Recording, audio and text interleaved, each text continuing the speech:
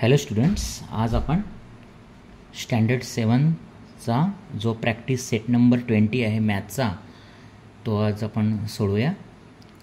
तर बघा, तिच्यामध्ये पहिला क्वेश्चन आहे, lines AC and BD intersect at point P. ठीक आहे. बघा, दोन लाईन्स दिलेत, त्या AC आणि BD intersect at point P. P या ठिकाणी ह्या ज्या दोन लाईन्स आहेत, ह्या एकमेकांना भेटत आहेत किंवा एकमेकांना छेद देतात असं आपण म्हणतो मराठीतनं, किंवा इंग्लिशमधनं पण त्याला इंटरसेक्ट करतायत असं म्हणतो. आता बघा पुढे, major of angle APD is 47 degree. आणि तिच्यामध्ये एक अँगल दिलेला आहे आपल्याला, तो म्हणजे अँगल APD हा 47 डिग्रीचा दिलेला आहे. आणि आपल्याला त्यांनी काय विचारले बघा, find the major of angle APB आणि angle BPC and angle CPD. तर हिच्यामध्ये आपल्याला एक मेजरमेंट दिलेलं आहे 47चं अँगल APD, आणि त्यावरनं आपल्याला हे बाकीचे अँगल्स जे आहेत त्यांचे मेजर्स किंवा आपण म्हणतो मोजमाप काढायचे आहे. तर यासाठी पहिल्यांदा आपण काय करूया, आपण याला पहिल्यांदा एक डायग्रॅम काढून घेऊया, म्हणजे आपल्याला कळून जाईल की आपल्याला कशा रीतीनं पुढे जायचं आहे. ठीक आहे. तर चला आपण आधी एक डायग्रॅम काढूया.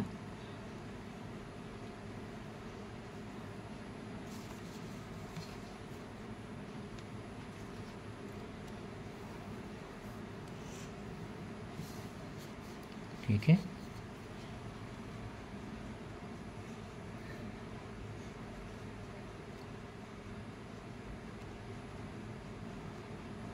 आता बघा, हा मेन पॉईंट आहे, हा P, जो त्याला आपण P देऊ, हा पॉईंट ऑफ इंटरसेक्शन आहे बघा P. नंतर इथे A, इथे D, इथे आहे B, आणि हा आहे C. आणि तिच्यामध्ये हा जो अँगल APD आहे त्याचं माप काय दिलं आहे आपल्याला, त्याचं मेजरमेंट काय दिलं आहे, 47 डिग्री. ठीक आहे, आलं लक्षात. आता आपण अगोदर ही डायग्राम काढून घेतली आहे. आता आपण सुरुवात करूया.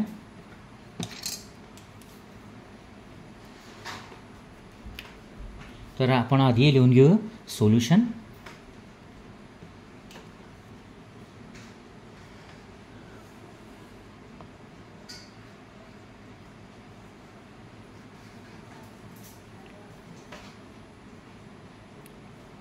आपण अगोदर लिहिलं आहे सोल्युशन, आणि त्यामध्ये जो आपल्याला दिलेला अँगल आहे तो आपण अगोदर लिहून घेऊ. Angle APD equal to 47 degree. बघा, हा अँगल आहे APD, असा हा 47 अँगल दिला आहे.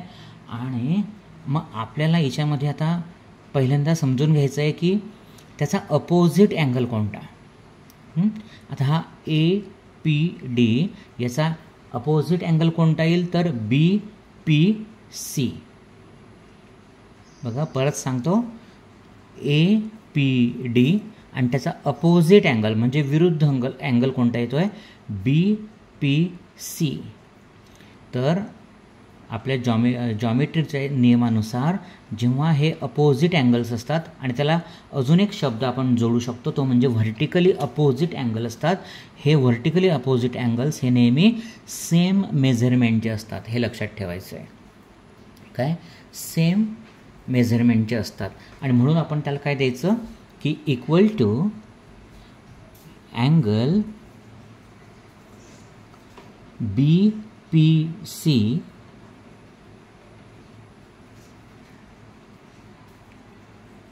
तर कळलं, अँगल APD इक्वल टू 47, आणि म्हणून BPC हे इक्वल आहेत.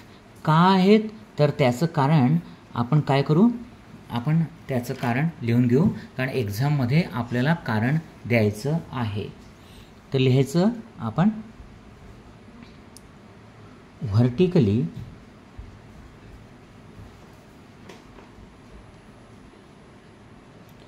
अपोजिट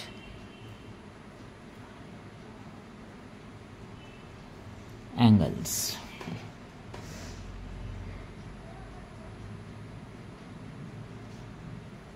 ठीक आहे. आपण त्याचं कारण लिहिलं, रिझन लिहिलं की हे का सारखे आहेत अँगल APD आणि BPC, कारण ते व्हर्टिकली अपोजिट अँगल्स आहेत. ठीक आहे. आता अजून एक टर्म आपल्याला मागे शिकलो आहे आपण मागच्या सेटमध्ये, ती पाहिली होती आपण angles in a linear play, angles in a linear pair. तर आता हिच्यामध्ये बघा आपल्याला अँगल्स दिसत आहेत APD, AP आणि D आणि AP आणि B, APD आणि APB हे अँगल्स हे लिनियर पेअरमध्ये आहेत. आणि आपल्याला माहिती आहे की लिनियर पेअरमधल्या अँगल्सची जी ॲडिशन असते ती 180 डिग्री असते. सरळ रेषा किंवा स्ट्रेट लाईनमधले अँगल्स आहेत ते, हे आपल्याला माहिती आहे. मग तेही आपण इथे लिहून घेऊया. ठीक आहे.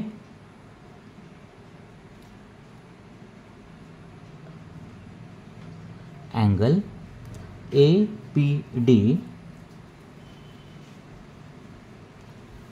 प्लस अँगल APB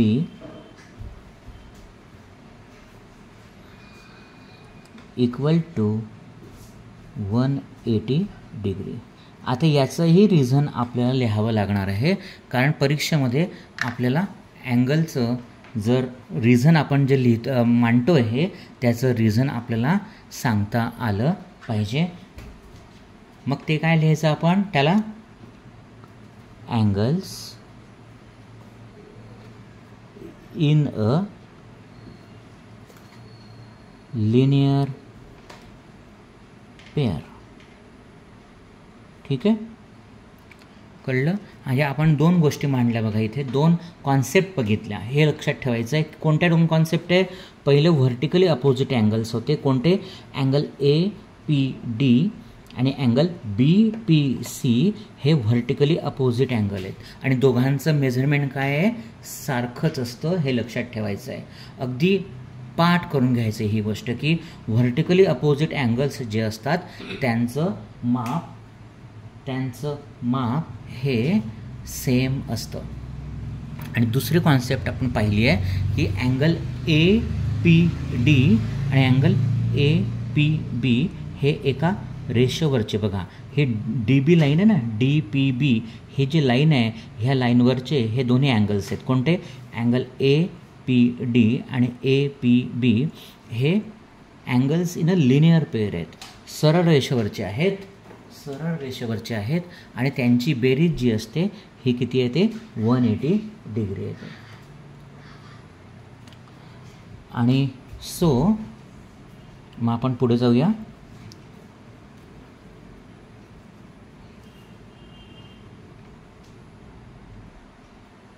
तर मग आपण काय करूया, आता याचे ज्या व्हॅल्यूज आहेत ना, ह्या व्हॅल्यूज याच्यामध्ये पुट करूया. आता बघा आपल्याला दिलं होतं की अँगल APD बघा क्वेश्चनमध्ये दिलेलं होतं, काय दिलेलं आहे आपल्याला, अँगल APD याची व्हॅल्यू दिली आहे 47 डिग्री. म्हणून आपण इथे लिहू 47 डिग्री प्लस अँगल APB हा जसाचा तसा येईल इक्वल टू 180 डिग्री. ठीक आहे. कळलं. आता आपण हे लिहिलं. आता आपण काय करूया, अँगल APB जो आहे, अँगल APB इक्वल टू हा जो 180 डिग्री आहे हा इकडे असा राहील आणि हा जो 47 आहे हा इक्वल टूच्या साईनच्या इकडे आला म्हणजे हा पॉझिटिव्ह आहे, तो काय होईल, निगेटिव्ह होईल आणि म्हणून -47. आणि मग त्याचं उत्तर काय येईल, 10 - 7 3 7 - 4 3 1 130 डिग्री येईल. कोणाचं? AAPB या अँगलचं आलं ॲन्सर 133 डिग्री. म्हणजे आपला पहिला जो होता प्रश्न विचारलेला अँगल APBचं माप काढा, मेजरमेंट काढा, त्याचा आला आहे 133 डिग्री. ठीक आहे, कळलं? आता आपल्याला पुढचे जे अँगल्स आहेत ते पण विचारले आहेत. अँगल BPC आणि अँगल CPD. ठीक आहे, यांचेही माप आपल्याला मेजर काढायचे आहेत, तर तेही आपण काढूया.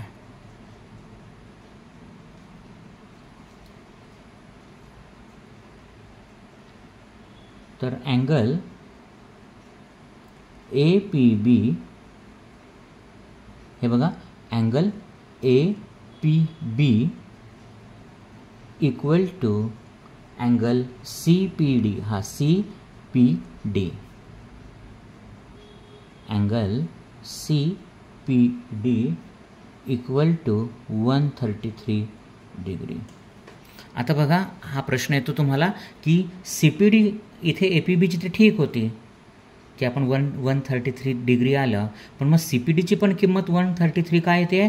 कारण परत आपल्याला आपण बघितलं होतं थोड्या वेळापूर्वी की त्याची किंमत दोघांची सारखी येते का? कारण ते व्हर्टिकली अपोजिट अँगल्स आहेत. आता बघा, APB आणि DPC किंवा CPD हे बघा, CPD हे अपोजिट आहेत. हे अँगल काय आहेत? अपोजिट आहेत. आणि व्हर्टिकली अपोजिट अँगल्स जे असतात त्यांची जी व्हॅल्यू असते ही सेम असते, हे आपल्याला माहिती आहे. म्हणून आपण आता त्याच्यात परत लिहून घ्या. का? तर त्याची रिझन लिहून घेऊ. Vertically opposite angles.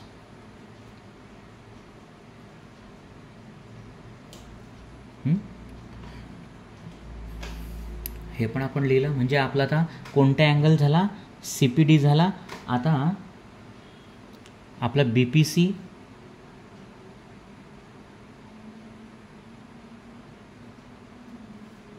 पण झाला आहे. ठीक आहे, त्याची डिग्री आली 47 डिग्री. का? कारण तो व्हर्टिकली अपोजिट अँगल आहे म्हणून. मग आता आपण एक काम करूया, आपण त्याचा ॲन्सर लिहून घ्या. कारण ॲन्सर लिहिणं जास्त महत्त्वाचं आहे. कारण जर तुम्ही ते ॲन्सर लिहिलं नाही तर कदाचित हाफ मार्क जो आहे तो तुमचा जाऊ शकतो. म्हणून आपण ॲन्सर लिहून घेऊया.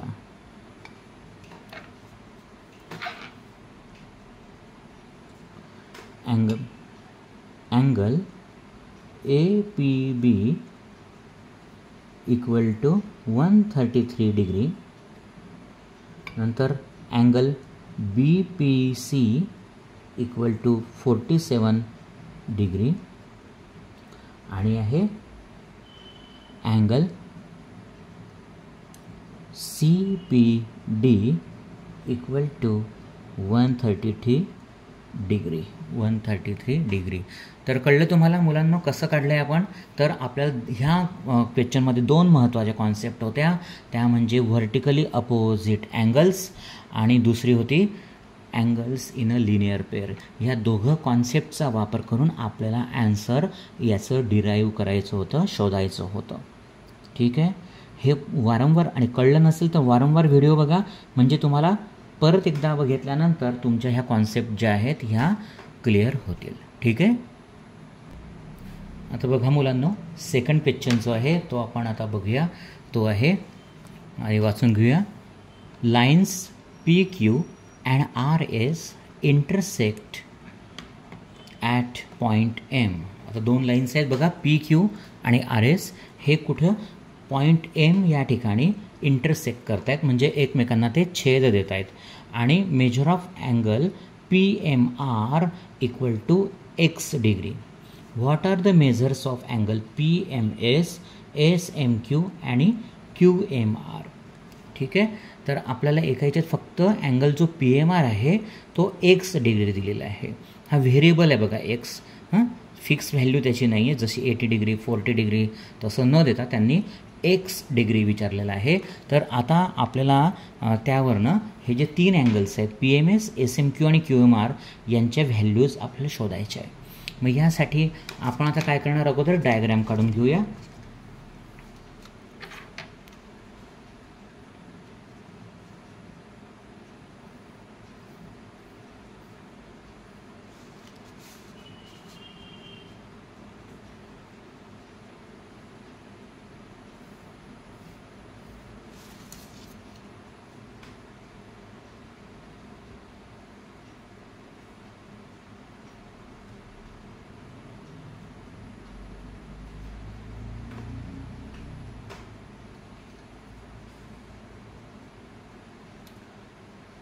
पॉईंट ऑफ इंटरसेक्शन कोणता आहे इथे, AM आहे. नंतर इथे आपण नाव देऊ P. नंतर इथे आहे हा R. नंतर आहे हा S आणि इथे आहे हा Q. ठीक आहे. आणि ह्या जो PMR आहे बघा, अँगल PMR याची व्हॅल्यू दिली आहे त्यांनी. हे बघा, ह्या याची एक्स डिग्री. म्हणजे मागच्यासारखंच एक्झाम्पल आहे, फक्त मागे आपल्याला त्यांनी दिलं होतं 47 डिग्री. आता यामध्ये आपल्याला त्यांनी दिलं आहे एक्स डिग्री. ठीक आहे. तर आपण परत सोल्युशन लिहून घेऊया.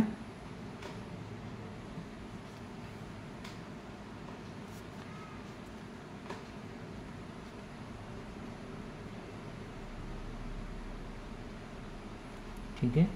आता बघा, अँगल PMR, अँगल PM आणि R ह्या आधी लिहून घेऊ. Angle PMR equal to angle SMQ. हा Q आहे बघा, मी थोडा काळ्या ब्लॅक पेन लिहून घेतो म्हणजे तुम्हाला कळेल. Q, हा M आणि हा आहे ते S. ठीक आहे.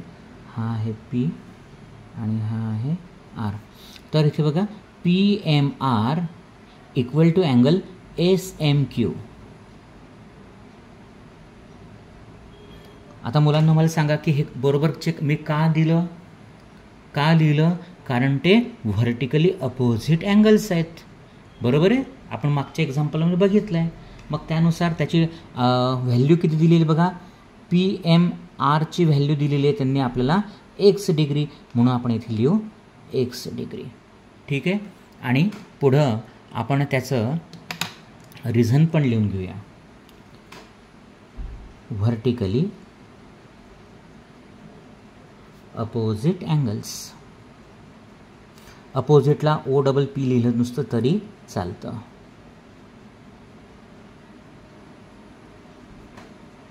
ठीक आहे.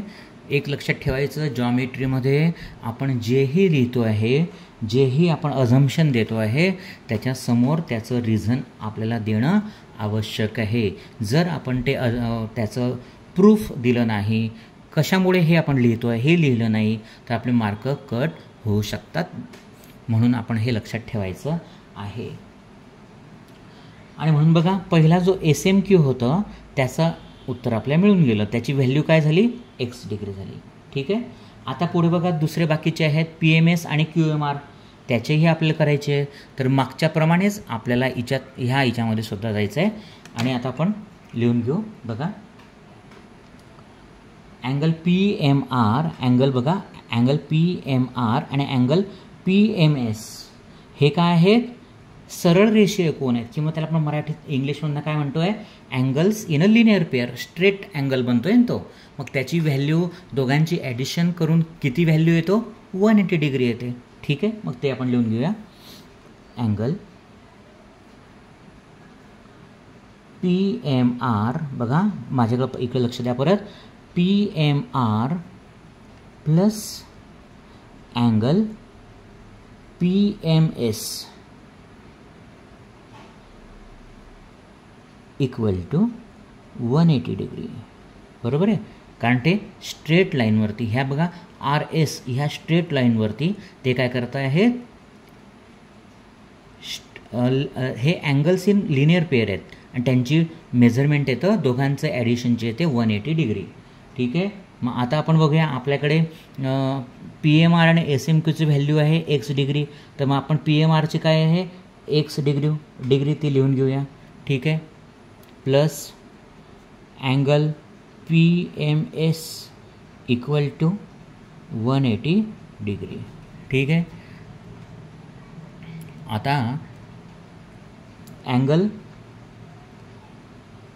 PMS इक्वल टू 180 हा बघा जसंचा तसा आहे, आणि हा जो एक्स होता हा जो पॉझिटिव्ह आहे तो ह्या इक्वल टूच्या साईनच्या अलीकडे आला, ह्या साईडला आला, म्हणून तो काय होईल निगेटिव्ह होईल.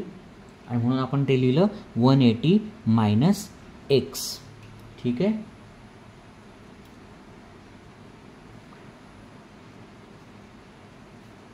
डिग्री. मग आपल्याला दुसरा एक व्हॅल्यू मिळाला बघा, अँगल PMSचा ॲन्सर मिळालं 180 मायनस एक्स डिग्री. ठीक आहे. मग आता याचा ॲन्सर आपण लिहून घेऊया. ॲन्सर लिहिल्याशिवाय ते कंप्लीट करायचं नाही, हे लक्षात ठेवा.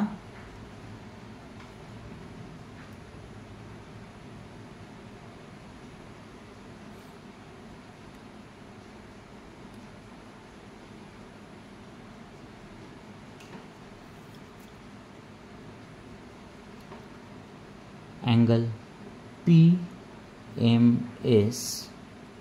Equal to 180 minus X degree.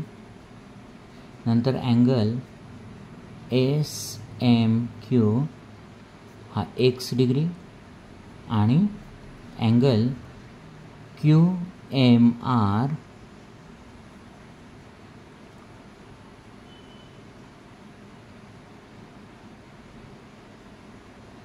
हा सुद्धा आला 180 मायनस एक्स डिग्री. का आला? कारण तो व्हर्टिकली अपोजिट आहे म्हणून. ठीक आहे. आणि इथे मात्र आपले एक राहून गेलं होतं लिहायचं, ते आपण लिहून घेऊया इथे की अँगल्स इन लिनियर पेअर.